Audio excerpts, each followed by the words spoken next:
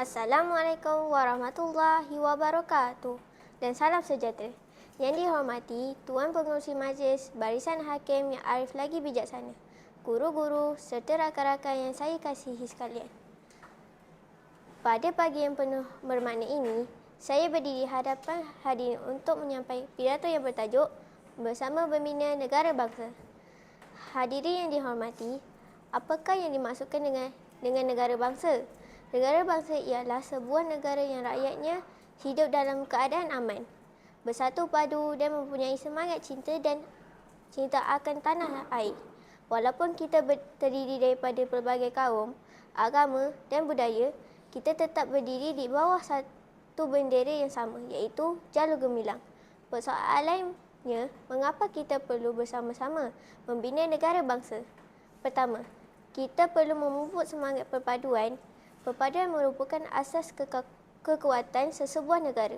Tanpa perpaduan, negara akan menjadi lemah dan mudah berpecah belah. Sebagai murid sekolah, kita boleh menunjukkan semangat perpaduan dengan menghormati rakan-rakan yang berlainan kaum dan agama. Kita juga hendaklah bekerjasama dalam setiap aktiviti sekolah tanpa mengira latar belakang. Bab kata pepatah, bersatu kita teguh, bercerai kita roboh. Hadirin sekalian, kedua, kita perlu mengamal nilai murni dan kehidupan seharian. Sikap jujur, bertanggungjawab, hormat menghormati dan bertolak ansur dapat melahirkan rakyat yang berakhlak mulia. Apabila setiap individu mengamalkan nilai-nilai ini, masyarakat akan hidup dalam suasana yang harmoni dan sejahtera.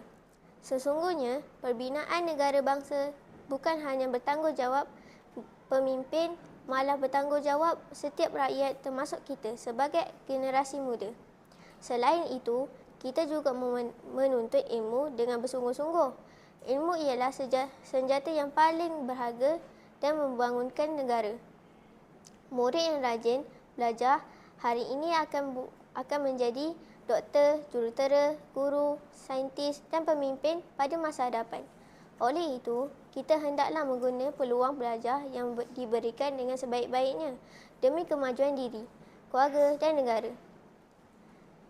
Hadirin yang saya hormati, seterusnya, kita perlu menyemai semangat patriotisme.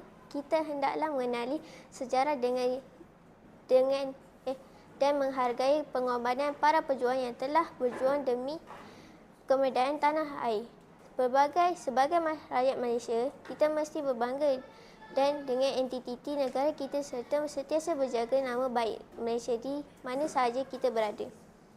Akhir sekali, marilah kita bersama-sama menjadi generasi yang berilmu, berakhlak mulia dan bersatu padu.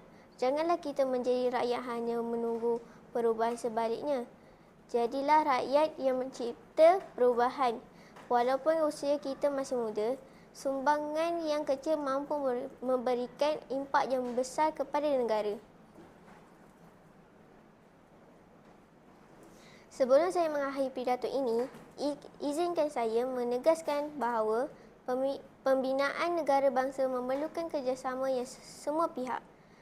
Dengan perpaduan nilai murni, ilmu pengetahuan dan semangat patriotisme, kita mampu melahirkan sebuah Malaysia yang lebih maju, aman dan sejahtera. Bersama membina negara bangsa, bersama melakar masa depan gemilang. Sekian, terima kasih.